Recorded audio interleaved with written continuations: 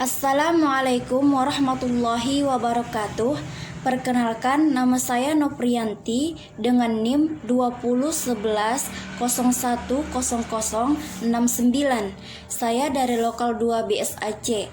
Pada kesempatan ini, saya akan menjawab soal UTS pada mata kuliah Maharatul Kitabah, yaitu tentang memberikan contoh pada materi hamzah wasol dan tarkim. Apabila ada hamzah wasol berada di awal kalimat atau bacaan, maka ada 3 cara baca. Yang pertama, dhammah. Hamzah wasol yang terdapat pada fiil dan huruf ketiga dari fiil tersebut berharakat dhammah. Contoh, udkhulu, ukhruj, unsur. Dan yang kedua, fathah.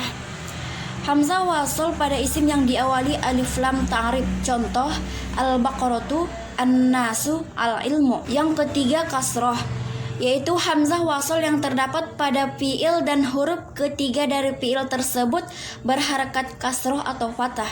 Contoh, idrib, iftah. Dan ada juga contoh hamzah wasol pada fiil amar dari fiil sulasi, yaitu uktub, iftah, ijlis.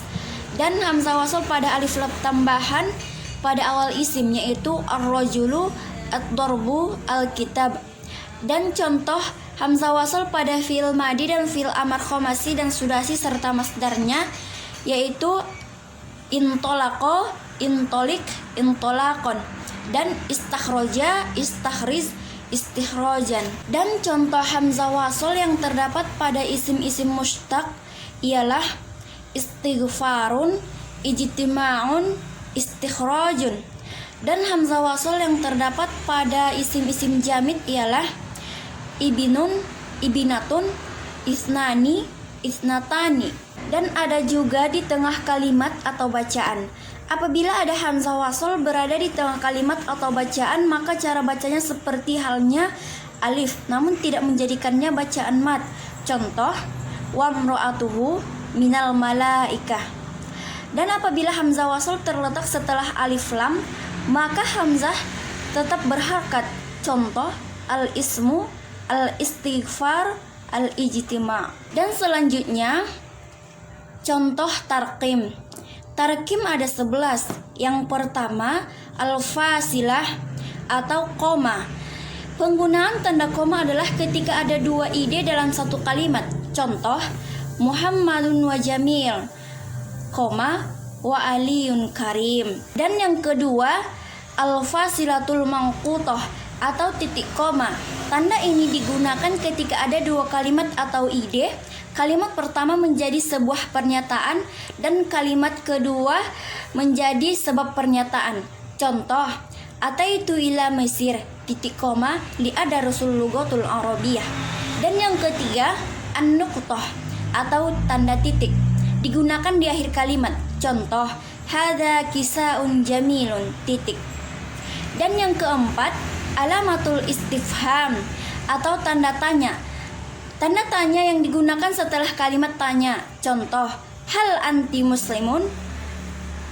Dan yang kelima, alamatut ta'jub, yaitu tanda seru. Tanda seru yang digunakan di akhir kalimat ta'jub atau perintah. Contoh, ma ajmalul lughatil arabiyah atau kalimat perintah. Contoh, sur'ah. Dan yang keenam, an-nuqtatani ra'siyatani, yaitu tanda titik 2. Tanda ini digunakan pada kalimat pembagian atau perkataan seseorang. Contoh, qala al-muallim, titik 2. Al-kalimatu salasatu aqsamin wa fi'lun wa harfin. Dan yang ketujuh, alamatul hasfu atau tanda penghapus. Tanda ini digunakan pada akhir kalimat yang tidak utuh. Contoh, qala Umar bin Khattab, alamu auladikum as-sibahah. Dan yang kedelapan, alamatut tansis, yaitu tanda petik 2. Tanda ini digunakan untuk mengutip perkataan seseorang dan kutipannya tidak diubah sedikit pun. Contoh, qala Umar bin Khattab, alamu auladikum as-sibahah. Dan yang kesembilan, al-qausanil ma'kufani, yaitu tanda kurung kurawal.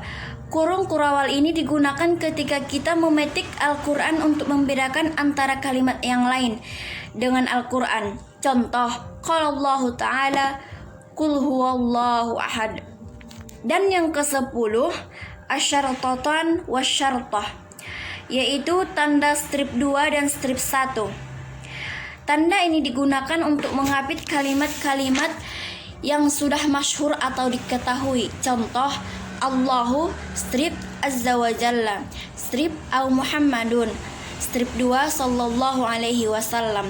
Namun tanda strip 1 dalam bahasa Arab digunakan untuk memisahkan antara huruf dan kalimat dalam daftar urutan. Dan yang ke-11 al-qausan atau tanda kurung. Tanda ini digunakan untuk menjelaskan kalimat yang perlu diterangkan. Contoh, malaka takaktum, dalam kurung ijtama'tum. Demikianlah jawaban UTS saya.